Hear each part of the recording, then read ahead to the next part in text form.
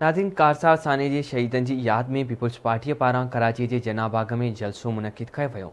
उन मौक़े ते जियालिन आवाज़ टीवीअ जे रिपोर्टर नजीब नाइज सां कहिड़ा वीचार वंडिया, अचो त ॾिसूं। शहीद हुजनि या 27 दिसंबर जा शहीद हुजनि, MRD ARD जा शहीद हुजनि, उहे सभई असांजे लाइ जीअं चयो अल्लाह ताला त शहीदों को मुर्दा न को, शहीद ज़िंदा हैं, त उहे असां लाइ जीअरा आहिनि। अॼु असां उन्हनि खे ख़राज अक़ीदत पेश करण हिते गॾु थिया आहियूं। अॼु बिलावल भुट्टो ज़रदारी साहब जी क़यादत में मोहतरमा बेनज़ीर भुट्टो साहिबा जो ऐं शहीद ज़ुल्फ़िकार अली भुट्टो जे मिशन खे असां पूरो कंदासीं। शहीदों के लिए तो हम आते ही आते हैं, मगर इस टाइम पे हम इमरान खान को बिल्कुल भी बर्दाश्त नहीं करेंगे। हम सब की कोशिश यही है कि आज ये जलसेगा साबित करेगा कि इमरान खान की हुकूमत आज की तारीख में ख़त्म होगी। मुल्क में जो महंगाई का एक तूफ़ान है और इसके भी खिलाफ आज हम वो करेंगे, क्योंकि लोग भी हमारे साथ हैं। हर बंदा चाहता है कि वो सुकून की ज़िंदगी गुजारे।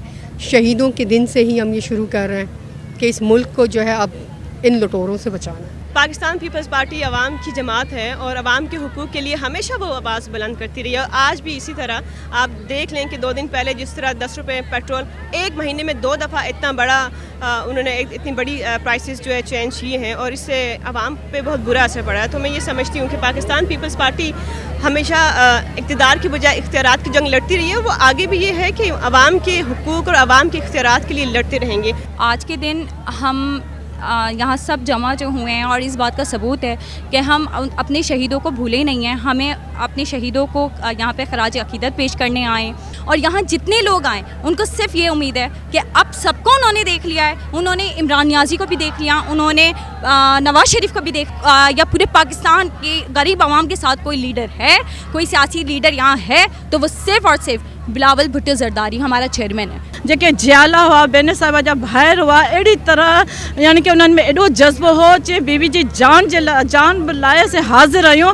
ऐं मां उन्हनि में उहो नौजवान, उहो जेके बीबी खे बचाईंदे शहीद थिया आहिनि मौक़े ते 18 अक्टूबर ते, त असां उन्हनि जी यादि खे ताज़ा कयूं था ऐं ख़राज अक़ीदत पेश कयूं था।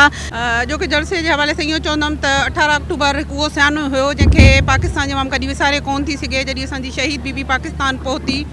ऐं इन सां शहादत सां इहो साबित थिए थो त पाकिस्तान जी अवाम जी ज़िंदगियुनि में अॼु बि शहीद बीबी ज़िंदा आहे, ता क़यामत ज़िंदा रहंदी। हे जलसो कोन है पर प्रोटेस्ट भी आहे हिन महंगाई जे ख़िलाफ़, हिन कठपुतली हुकूमत जे ख़िलाफ़। हिकु असां सभिनी जो शोधा जो खून हे राइगा कोन वेंदो। असांजी उम्मीद त असांजी हिकु अहिड़ी एक्सपेक्टेशन्स हुई शोधाए जमहूरियत जी त हुन जो खून राइगा कोन वेंदो। असांखे उहो ॾींहुं बि यादि आहे जंहिं ॾींहुं बीबी साहिबा एतिरे सालनि जी जलावतनी खां पोइ जेको आहे पंहिंजी सरज़मीन ते उन्हनि क़दम रखियो, उहो ॾींहुं बि असांखे यादि आहे।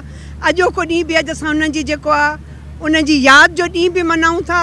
अॼु असां इहा ई चवंदासीं त जेकी हुकूमत आहे इन ॾाढी महांगाई ऐं ॾाढी गुरबत गंदगी सॼी फैलाए छॾी अथई पूरे पाकिस्तान में। असां इहो ई अॼु जेके ॾींहुं में चेयरमैन साहब बि असां बि अवाम इहो ई चवण था घुरूं पिया त इहा हुकूमत जेको आहे नाकाम तरीन हुकूमत आहे, इहा हली वञे